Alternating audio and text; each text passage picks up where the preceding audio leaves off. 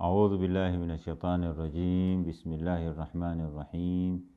الحمد لله رب العالمين، وصلى الله على سيدنا نبينا محمد وآله الطيبين الطاهرين. أما بعد. Ndugu zanguni Waislamu wapenzi, wanafunzi wa somo letu la ahkam, assalamu alaikum warahmatullahi ta'ala wabarakatuh. Ni fursa nyingine, alhamdulillah, tumeweza kukutana tena kwenye kikao cha 6 cha somo letu la ahkam, tukiwa bado katika somo la kwanza ambalo bado tunazungumzia baadhi ya mambo ambayo tunaweza kufahamu kiujumla, mambo ambayo ni kama vile vitangulizi vya kuweza kufahamu somo letu ambalo tuko nalo. Tukiendelea na mahala ambapo tulikuwa tumefika, tulikuwa tunazungumzia kuhusu furuuddin, yani matawi ya dini. Matawi ya dini tulisema ni mangapi? Ni 10, na tumeelezea ya kwanza, ya pili, ya tatu, ya 4, ya 5. Ya kwanza tukasema ni swala, ya pili tukasema ni saumu, ya tatu ikawa ni khums, ya 4 ikawa ni zaka, na ya 5 ikawa ni hija. Hizi tumeelezea katika kikao kilichotangulia. Sasa tunaendelea na ya 6 na nyinginezo ili tuweze kukamilisha na tuendelee na somo letu kwa njia nzuri. Sasa jambo la 6 ambalo ni katika matawi ya dini au furuuddin ni jihad. Jihad, usije ukashangaa ukasema ya kwamba kwa hivyo Uislamu kazi yake ni kupigana tu. Na Uislamu kwa kweli ni dini ya amani, dini ya mapenzi, dini ya suluhu, na Uislamu hautetei au haupiganii kufanya nini? Kulete vita baina ya watu. La, Uislamu ni dini ambayo inajaribu kutilia mkazo watu waweze kuishi kwa ushirikiano na kwa maelewano na kwa mapenzi na kwenye sulhu. Na Uislamu unajaribu kulete maelewano na mafungamano mazuri na jamii zote za kibinadamu. Jamii ziwe ni jamii ya Kiislamu, ya Kikristo, ya Kiyahudi na wengineo, inajaribu kutengeza maelewano na mazungumzo na ushirikiano katika maisha yetu. Sasa na tunaona toka wakati Mtume alipokuwepo, alipoanza kufundisha au kufikisha na ujumbe wa Uislamu, baada ya kuwa amepata serikali au maeneo ambayo walimkubali wengi na wakawa wamemtawalisha, na akawa yeye ni kiongozi wa maeneo ya Madina na baadaye pia mpaka kufikia Maka, alikuja akawa anawatumia wajumbe viongozi wa sehemu tofauti tofauti au inchi tofauti tofauti au tawala tofauti tofauti. Mtume wa Mwenyezi Mungu alituma barua kwa nani? Empire na kiongozi wa Roma, na kwa Ufaransa, wa Irani wakati ule, au Persia wakati huo ilikuwa ikiitwa, na viongozi wengine aliwatumia wajumbe na kutengeza, kuwapatia, kuwanyoshea mkono wa amani na mapenzi na ushirikiano. Ama lakini kuna watu ambao kawaida ni watu ambao wenye chuki, wanapenda kulete uadui na chuki baina ya binadamu na kuvamia wengine. Nchi kama vile tunajua, nchi kama vile za wakoloni walivyokuja nchi zetu, na wakawa wanatumia nguvu kuwatawala wakazi wa Afrika na nchi zile ambazo zilikuwa zinahesabika ni dhaifu, na ikawa kuna mambo kama hayo. Sasa inapofikia hali kama hii, adui anapokuja na akawa anataka kukuletea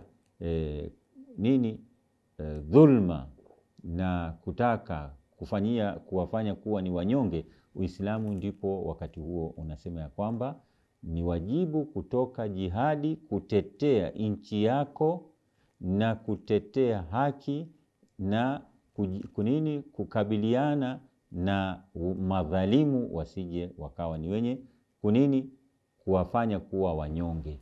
Sasa hii ndio inaitwa jihadi katika hali ya kuvamiwa na maadui. Mtu katika nchi yake anatoka na kutetea nchi au kwa mfano kutetea Uislamu. Inapotokea Uislamu uko hatarini, ni lazima tuutetee na tukabiliane na mtu ambaye anataka kuangamiza Uislamu na Waislamu. Hii ndio inaitwa jihadi na ndio nguzo ya 7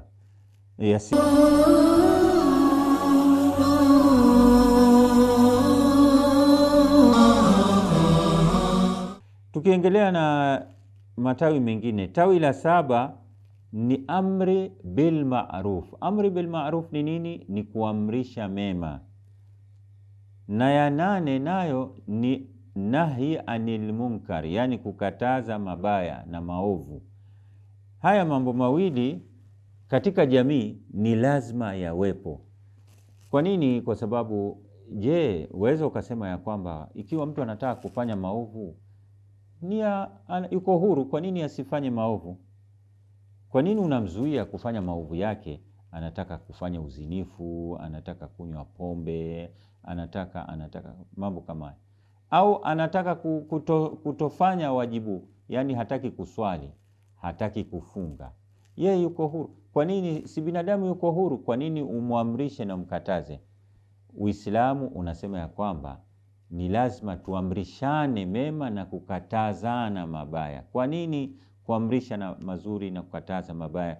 Ni kwa sababu ya kuwa sisi tuko katika jamii moja, na haya maovu anayofanya yanatudhuru sisi wengine pia vile vile, na anapokosa kutekeleza wadhifa wake na wajibu wake pia inawadhuru wengine. Tunapata ya kwamba Mtume sallallahu alaihi wa alihi wasallam anafananisha mfano wa meli kuhusiana na jamii na kuamrisha mema na kukataza mabaya. Anafananisha na meli, yani kwamba ikiwa sote tuko ndani ya meli, alafu mtu mmoja akawa anatoboa na kuweka shimo ndani ya meli, maji yataingia na sio yeye tu atakayeangamia. Wakati maji yatakapoingia, sote tutaangamia. Kwa hivyo inabidi kumzuia kufanya ovu lile la kutoboa, sio kwa ajili yake, bali kwa ajili ya sote ambao tuko ndani ya meli. Kwa hivyo maovu, mtu anapofanya kiovu au anapopuuza kitendo cha wajibu wake ambalo kinatakana kutekeleza, yale madhara yanatudhuru sote, na inabidi tumkataze yale maovu na mazuri tumuamrishe.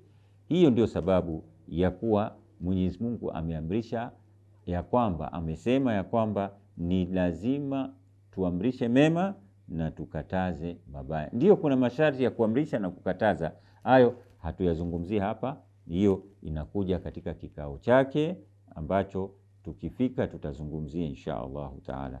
Kwa hivyo ya 7 na ya 8 ni kuamrisha mema na kukataza maovu. Kwa Kiarabu amri bil ma'ruf na nahi anil munkar. Ya 9 ni ipi nayo? Ya 9 ni kitendo baada ya kuwa umemjua Mwenyezi Mungu, umemjua mtume wake, na pia vile vile umewajua wapenzi wa Mwenyezi Mungu wanaopendwa na Mwenyezi Mungu. Mwenyezi Mungu anasema katika Qur'an, anamwamrisha mtume wake, anasema qul la as'alukum alayhi ajran illa almawaddata fil qurba. Yani anamwamrisha mtume, waambie waumini Waislamu ya kwamba mimi siwauitishi malipo yoyote kwa hii kazi ambayo nimefanya ya kuwafundisha Uislamu na kuwaongoza. Sitaki malipo yote isipokuwa malipo haya, na haya malipo yanarudi kwenu pia. Illa almawaddata fil qurba, illa tu kuwapenda nani? Alqurba, yani kizazi cha Mtume ambacho ndio naitwa Ahlul Bait. Kuwapenda nini? Ni wajibu kuwapenda, na hii inaitwa tawalla au tawalli. Kuwapenda Ahlul Bait, kuwafanya ni wapenzi wako, na zaidi ya hapo sio tu kuwapenda, ni lazima wapende wanaowapenda. Huwezi kusema ya kwamba unampenda mtu alafu wenye kuwapenda unawachukia, unawafanyia uadui. Haiwezekani. Kama wanasema ya kwamba rafiki yangu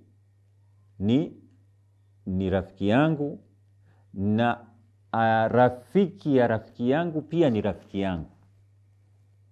Hiyo ndio kawaida, kwa sababu ikiwa unampenda anayependana na rafiki yako, basi ndio utakuwa kweli umependa ipasavyo.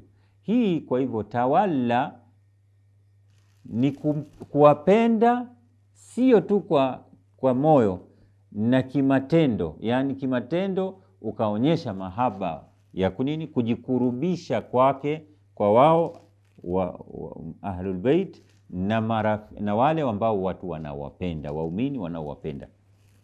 Hiyo ni ya 9. Ya 10 nayo ni ipi? Ya 10 ni tabarri. Tabarri ni nini?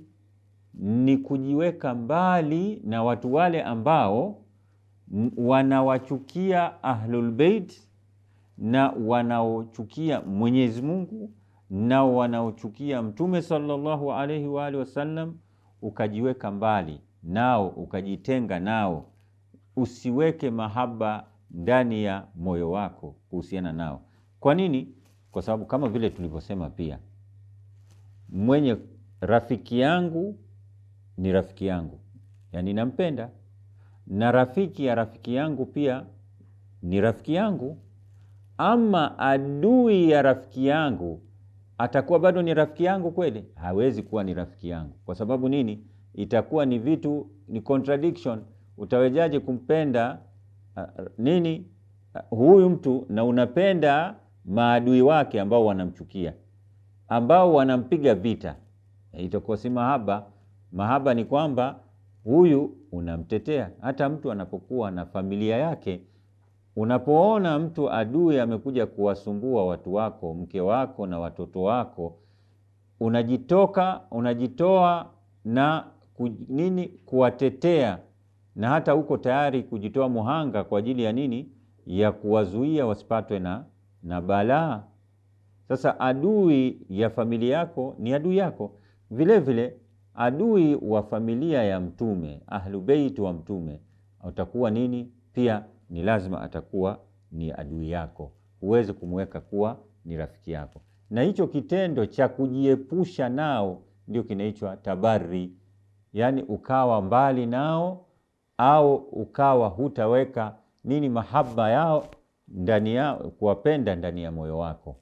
Haimaanishi ya kwamba uende ukatafute vita na kuwachokoza watu na kwa sababu ya kuwa hawawapendi Ahlul Bait. Kwa hivyo na wewe pia utakuwa uchukue upanga uende ukipigana na watu. La, kusudi sio hilo, lakini ni kuweka ya kwamba usiwaweke kwenye moyo wako ambao ni maadui wao, na usiwe utawaweka ukawatilia manani na ukaweka mahaba yao pamoja na mahaba ya watu ambao wao wanawachukia. Yani wanachukia Ahlul Bait na wewe unawapenda Ahlul Bait, na huku unapenda maadui yao. Itakuwa haifai kabisa. Tukiendelea na mazungumzo mengine, itakuwa ni katika jalasa itakayokuja, kikao kitakachokuja, na inshallah itakuwa ndio tunamalizia somo la kwanza. Tukutane kwenye kikao hicho. Wassalamu alaikum warahmatullahi wabarakatuh. Migawanyiko ya furuu din: jihad, amrun bil ma'ruf wa nahyin anil munkar. Tawalli tabarri.